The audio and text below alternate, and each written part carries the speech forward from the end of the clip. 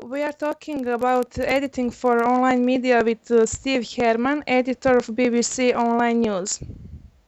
Mr. Herman, as I said, you are editor of BBC Online News. Can you tell us more about history of this website and how it developed all these years? Yeah, BBC News Online was founded in 1997.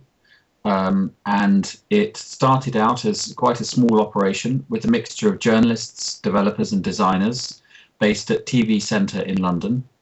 And it's grown over the last decade or more into one of the biggest news websites in the world. So over that period, we've seen big change.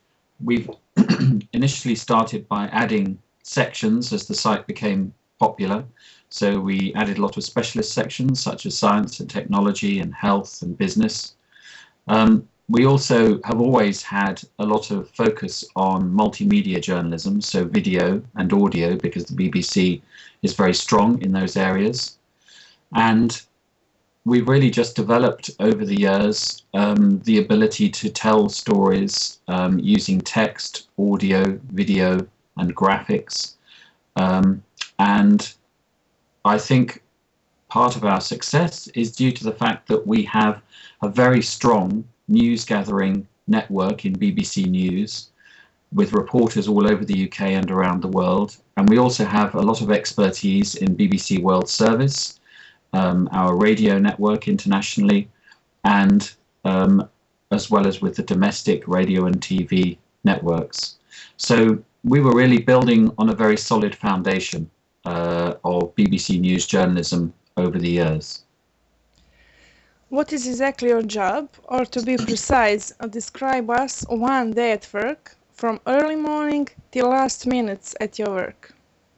Okay, well, my job title is editor, BBC News Online, and my primary responsibility is still editorial, so I'm responsible for what is published and placed on the BBC News website. But it's a big operation, so in practice that means delegating responsibility to other senior editors who work in the different areas. For example, we have an editor for world coverage, international coverage. We have one for UK coverage. We have one for business, etc. And so the way the day works is that in the morning we come in at about 8 o'clock. We have an initial series of small team meetings at about 8:30 where the different sections get together and discuss the prospects for the day, what is likely to be a story. If there was a big story the day before, they think about how they can develop it and take it forwards, what other angles they might do. We also look at that point at what did well the previous day, so we can see where the audience interest is. And then at 9 o'clock, we have a bigger meeting with all of the BBC News senior editors from radio and TV and online, and news gathering. That's the department that runs the correspondence. That's at 9 o'clock, and that's where we really decide the big priorities of the day, and we get to hear about what one another are doing. So sometimes I will hear a story that radio might be doing that we didn't know about, and we will then look into that story and we will produce it for the website.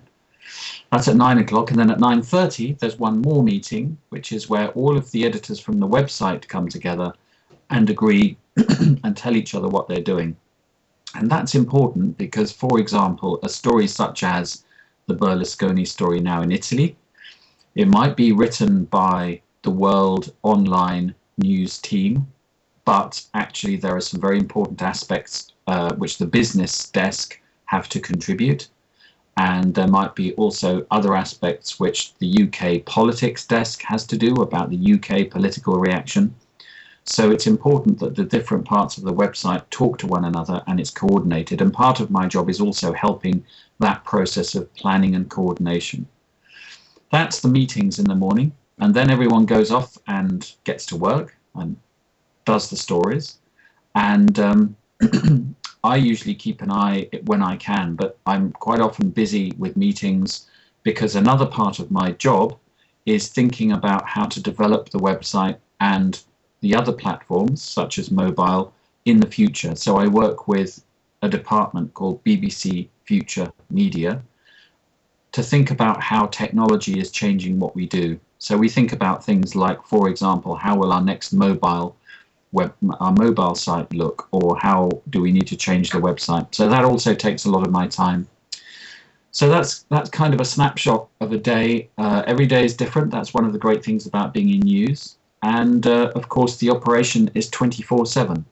So I come home in the evening and go to bed and wake up in the morning, but actually there are people there who are working in shifts around the clock. I saw on Twitter that you are always changing news from hour to hour. For example, this morning at 6 o'clock, there are BBC News. You are always online.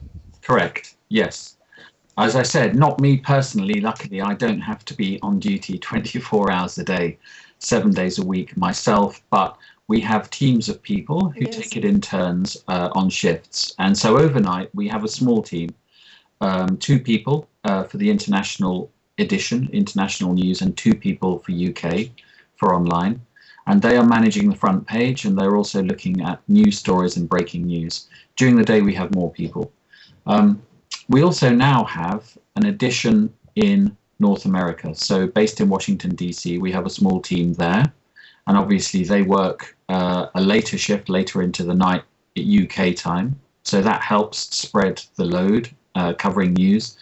And we are also just launching now a new team in Asia, based in Singapore. So again, that helps with the early part of the day. So the work is divided out between different teams, but there is always somebody there on duty. Okay, I'm going to ask one question interesting for my students. How do you organize content on one page, and how do you organize page on the website, and how much is linking important for the huge stories with too many verbs? For example, there was a very, very huge story about a referendum in Greece. It was a very, very huge story. Can you tell us more about that? Sure. So the way we organize our stories really is, the first thing we think is, what is the new most important angle, aspect of this story that we need to communicate? And we call that the top line of the story. Think of it like the headline. What is the top line of this story? What is new? That's the most important thing, because after all, we're a news website. People come to us for new things, for new information. So that's the most important thing. And then underneath that, we need to add in background, context, so people can understand the story. We need to add quotes. What do people exactly say, so that we have the source information. And we also need to make sure that we've explained what happened before, and we need to give people an idea of where the story might be going. So it's a bit like episodes in a series. And you come in and you tell people what the latest is, but you also tell them a bit about what came before, and you try and help them understand what might come next. So in that way, it's a little bit like a TV series or something, sometimes with news stories that are like the Greek story, which is a long and complicated story.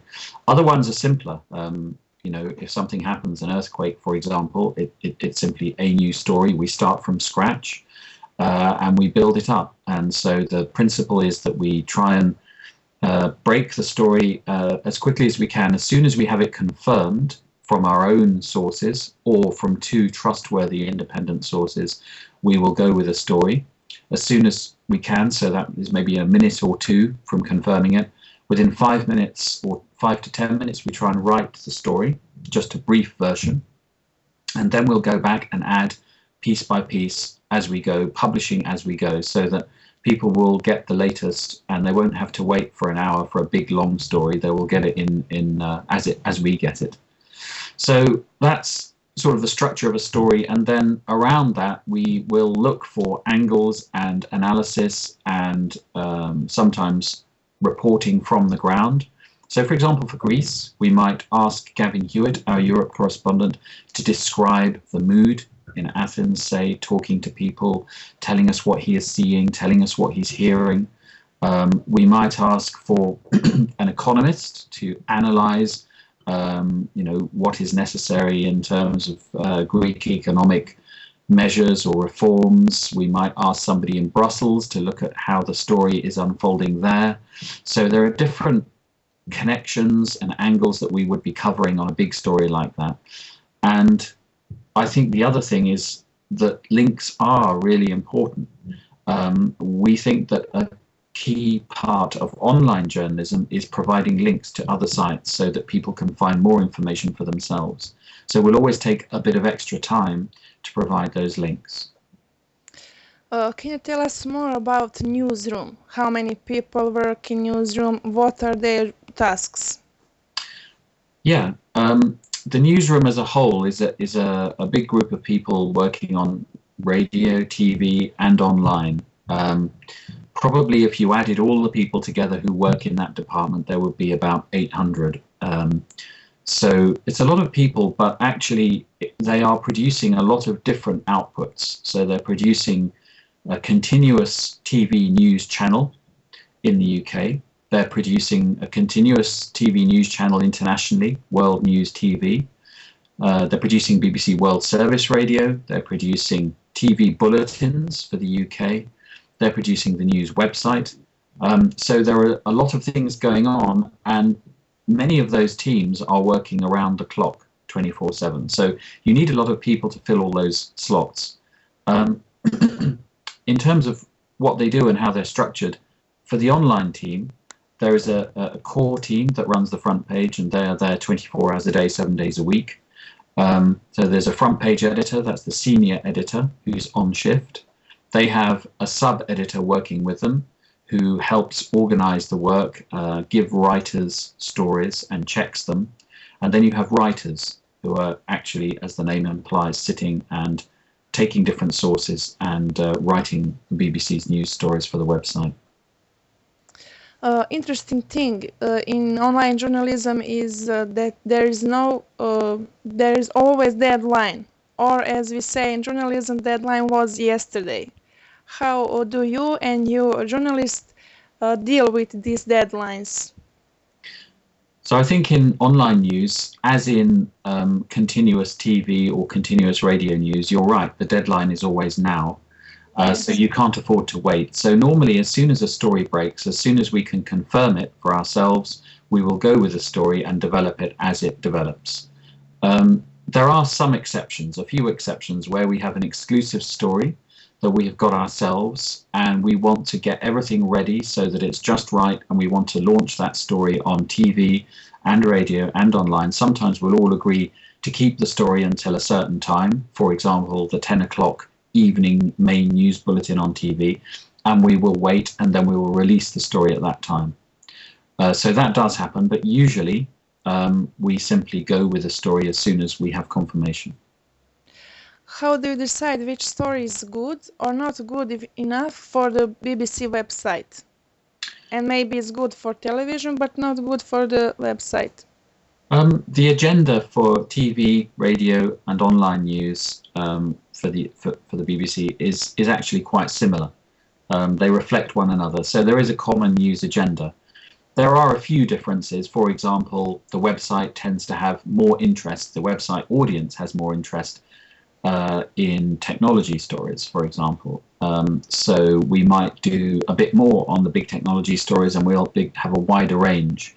The website generally also has more space than a TV or a radio news bulletin, so we tend to do more stories. But broadly, the agenda is similar.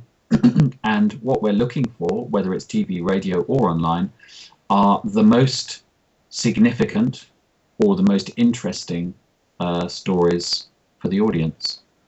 And it can be one or the other or both. Okay, BBC website has millions of visitors every week. Is there any key for success? How do you make that so many people visit your page every week or every day? Well, I think, as I said, the website is built on a foundation of a very successful and large network of journalists around the UK and around the world who are spotting the news and reporting it around the clock. And so I think people come to the BBC News website because it's always up to date, because we try and be clear and simple in the way we explain the news and report the news. We don't assume, we try not to assume that you already know a lot about a subject. And we also try very hard to make sure that we are accurate and right. So we would rather that we got something right than that we rushed and published some news before we had checked it. So I think there is an element of trust there that we're going to be accurate. I think we're accessible. I think the way we report stories is usually easy to understand. I hope it is anyway. And we're up to date. So I think those are the key things. And it's based on a big network of news gathering and news journalism. What do you think, what are the main differences between editing for traditional media and editing for online media? Well, I think the key difference really is that for online media, it's multimedia. So you need to understand how to edit text, how to write well, how to sub-edit, how to create a story that is easy to read and clear, how to spell.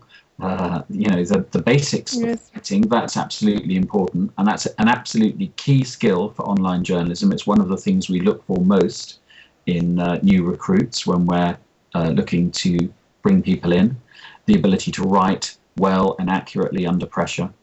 So that's number one, but also you have to understand how pictures fit in, still pictures. You have to have a visual sense. You have to understand something about video, because video is very important in online journalism. So you have to think about how video is going to work. You don't necessarily have to know how to edit video if you're not working full-time on video. At least with BBC News at the moment, we have slightly different roles for that. But you do really need to understand what makes good video, what's going to complement the story. Same with audio. And you also need to have an understanding of how graphics can help. Simple things like maps or tables, but also more imaginative ways of explaining a story visually. So there are a lot of elements there in online journalism which don't all necessarily exist when you're working in a more traditional medium like print or TV or radio. And then what skills one person must have to become an online editor? Well, I think skills, as I said, I think the ability to write, to express yourself clearly and to write accurately under pressure is a key skill. I think an understanding of how pictures and video and graphics can help to tell the story, and audio. So an awareness of the potential of how those different parts can fit together, that's important. But maybe even just as important as all of that is an enthusiasm for the way that technology can help us to tell stories. So you don't have to necessarily be a technologist to understand all the details, but you do have to be interested in how technology can help with the tools that we use to tell stories. And finally, I think you have to really like change, because the way we work is changing all the time. And if you don't like change, then you're going to find it very stressful being an online journalist. Okay, and for the end of this conversation, I'm going to ask you one more question about story packages. For example, how BBC journalists made story package for Silvio Berlusconi situation. As we know, he resigned. Yeah. Well, so that story has been continuing for some time. And so we have been following the story closely. We've been reporting every day. Every time there was a new development, we were reporting on that. So we already had a lot of information there. We had things like a profile of Berlusconi, a background articles on how Italy's economy got into the position that it's in, on relations with the rest of the EU. So a lot of that we had already prepared, and we're already publishing those things because they were relevant in the run-up to his resignation. When the resignation happened, we reported that quickly as breaking news, and then basically used the rule that we have, which is that you publish quickly, a brief story, and then you build up the story as you get more information and quotes. And we would also be working closely with our colleagues in TV news and using the best video of the occasion and of the story, so that was part of it as well. And really what we're doing is, as well as the breaking news story, making sure that the key background and context and explanation is there, linked from the story. So that's really what we were doing. Okay, thank you very much for this interview. Not at all. That's all. Thank you.